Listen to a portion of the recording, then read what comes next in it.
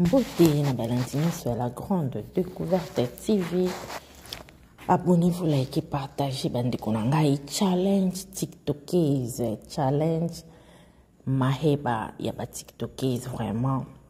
Bande konanga pour le moment Congo ndeko gagner parce que TikTokers na biso jemima kokonjoli en tout cas abeti yango dada na ndenge ya mukiete bande konanga.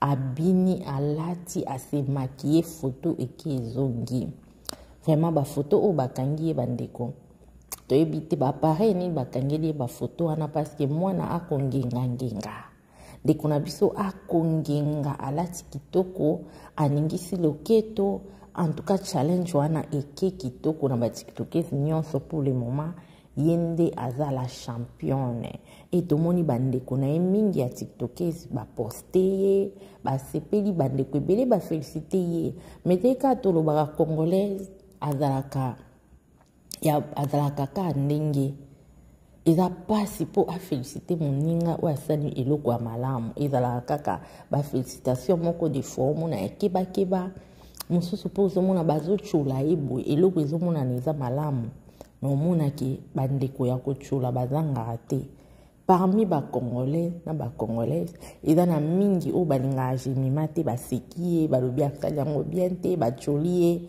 balobi o basengela ekoloba mais toyebi ke koseka o baseki ndeko na biso jemima parmi bandeko o baseki eza koseka ya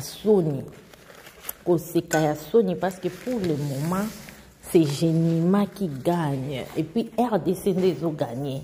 Et ça quoi tant de bêta match à Léopard. Quand match à Léopard et bêtaka. En tout cas, tout le monde a battu bazaka pour kaka.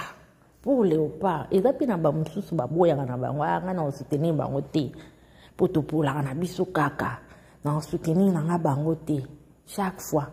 Ce qui te tue espoir to pour la kaka. Oui, bazanga te.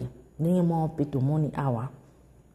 Ndeko na biso jemima challenge boy mutu a osé asala ninga asali azate mutu a dépenser mbongo ndenge jemima a dépenser azate alors aza mutu akobetela maboko bilamba oyo bateni oyo bokomona oyo a changé esengai mbongo mokete mbongo ebele et félicitations na minute muke asali déjà 1 million de vies donc si tokoma ba dimanche akokoma pe na ba 4 millions.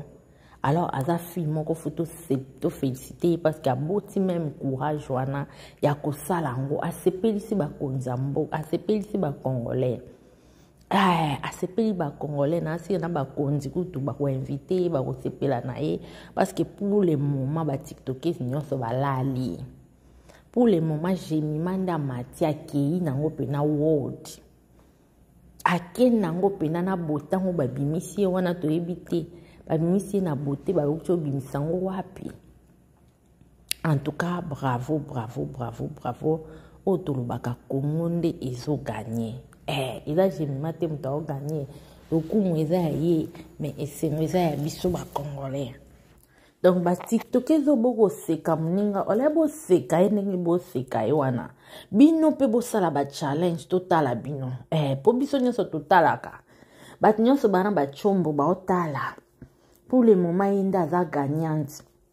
Il y a des gens qui na mboka na biso to wana ba talentier tozana ba talentier nyonso kota ba musicien bazali kota ba comédien bazali côté ya nyonso ya ba art bazali tala challenge ya boy bandeko nango ozui wapi alors bandeko boy ko seka boalo kuta pour le moment jemima nde yende makambo to beteli pe na maboko pia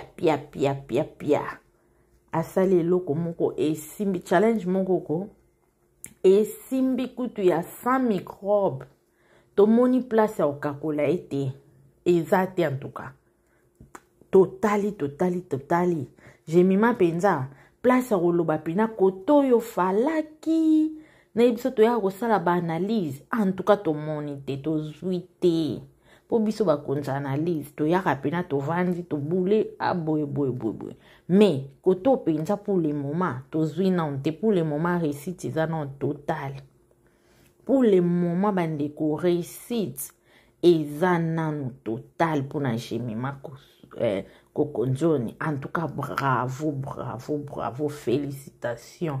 Au batu bakabola bon mingi na Maria, na moni Maria posté. Et ça lit vraiment super bien. Kende na ondengo kena wana yo zaka likolo po muta réussir na elateli wana na babote wana na photographe wana. En tout cas, ezwa bango kata. Po biso communauté na biso muté amabende ezalaka liboso avant makamususu. Omuna mninga sali loko mabe bien plutôt beteleka maboko. Mozo mona po betele maboko ekolia osuki ndenge nini. Te motema mabe futaka te.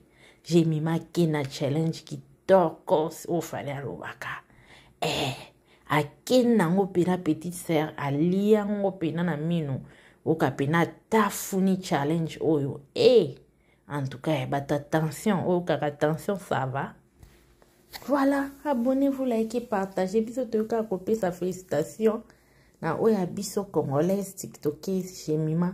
Et puis moi, on peut, azala apena na babilo comme sous bande comme sous bazala na ngote, pour dire vrai, Ok, bisous.